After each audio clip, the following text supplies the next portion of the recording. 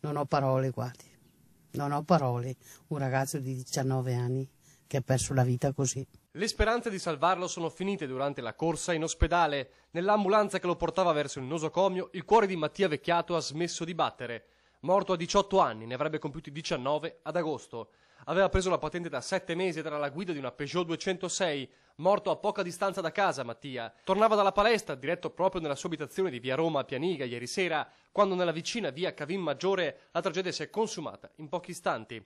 Alle 23 circa, poco prima del semaforo che da Melleredo porta al paese, il 18enne ha perso il controllo della vettura e la Peugeot è finita nel largo fossato che costeggia la strada, schiantandosi contro il ponticello in pietra.